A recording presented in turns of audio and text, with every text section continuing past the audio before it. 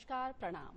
रउआ लोगन के दूरदर्शन समाचार के भोजपुरी बुलेटिन में स्वागत बा। रउआ संगे हम हई ललिता सिंह। कौन खबर रहल खास राजनीति से लेके विभिन्न क्षेत्र से जुड़ल खबर पर बा हमनी के पैनी नजर। त आई नजर डालल जाओ प्रदेश भर के खबरन पर। केंद्रीय गृह मंत्री अमित शाह काल बेगूसराय में जनता के संबोधित कैले। वहां के कहले कि SIR घुसपैठ करे वाला बिहार से बाहर करे के काम करी। घुसपैठियन राहुल गांधी और लालू प्रसाद के वोट बैंक बाड़े। वहां के कहले कि प्रधानमंत्री नरेंद्र मोदी देश के औरतन, नौजवानन, किसानन और गरीब लोगन के चिंता करेले। यही से चुनाव में NDA के जीत दिलाई। विजय इतना प्रचंड हो कि राहुल बाबा कभी भी और कोई राज्य में घुसपैठिया बचाओ रैली निकाल न पाए, घुसपैठिया बचाओ रैली निकाल न पाए। मुझे बताओ, मुंगेर पटना परिमंडल के सभी कार्यकर्ता संकल्प कर जाएंगे कि हम 2/3 बहुमत से विजय प्राप्त करेंगे। मुझे बताओ, हाँ या ना? अरे जोर से बोलो, हाँ या ना? हमारे सभी साथी दल को हम जिताएंगे। 2/3 बहुमत से सरकार। उन्हें राजद नेता तेजस्वी यादव के बिहार अधिकार यात्रा पर केंद्रीय मंत्री गिरिराज सिंह कहले कि ऊ आपन वजूद खोज रहल बाड़े। जब पहले राहुल गांधी के साथ यात्रा करत रहन तब उनका पता ही ना चलल कि कब उनका राजनीतिक वजूद खतरा में पड़ गई।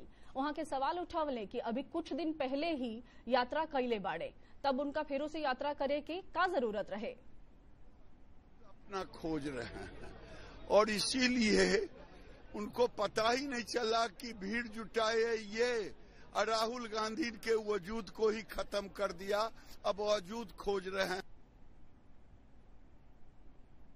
चुनाव आयोग ने मुख्य चुनाव आयुक्त ज्ञानेश कुमार पर कांग्रेस नेता राहुल गांधी के आरोप के गलत और निराधार बतवले। राहुल गांधी आरोप लगवले रहन कि CEC ज्ञानेश कुमार वोट चोर के संरक्षण देवत बाड़न। ई आरोप पर सफाई देते हुए चुनाव आयोग कहले कि राहुल गांधी के तरफ से जवन आरोप लगावल गईल रहे उ आरोप निराधार बा। जनता के कौनो भी सदस्य केकरो भी वोट के ऑनलाइन न हटा सकेलन। चुनाव आयोग कर्नाटक के आलंद विधानसभा क्षेत्र में 6000 से ज्यादा मतदाता के नाम हटावे के भी खंडन कैले। इन्हें बीजेपी नेता अनुराग ठाकुर कहले कि निराधार और झूठ आरोप लगावे और कोर्ट से फटकार खाए के राहुल गांधी की आदत बन गई बा।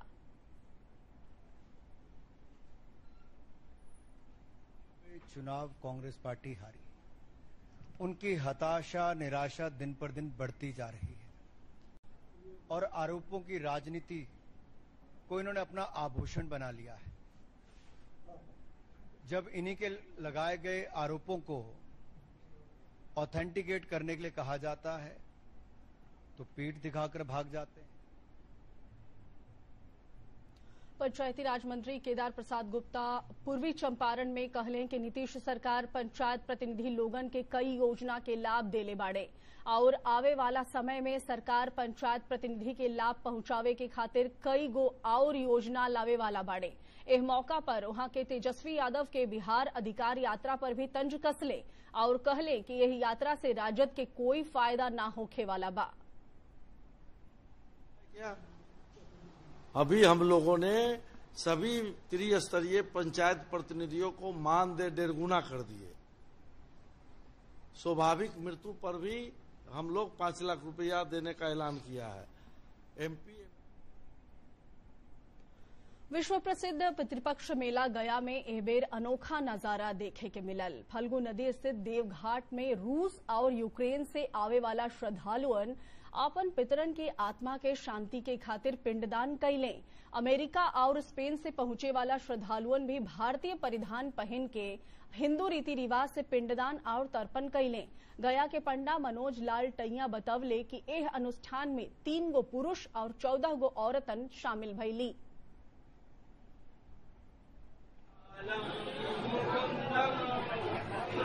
When this place, the first international people, we go for Vishnu Pad, play in the Vishnu. We need moksha for Petro, moksha for us, cleaning our karma. तो रउआ लोगन देखत रहनी भोजपुरी बुलेटिन। काल यही बेरा भोजपुरी बुलेटिन में फेरों से हुई मुलाकात। तब तक खातिर प्रणाम।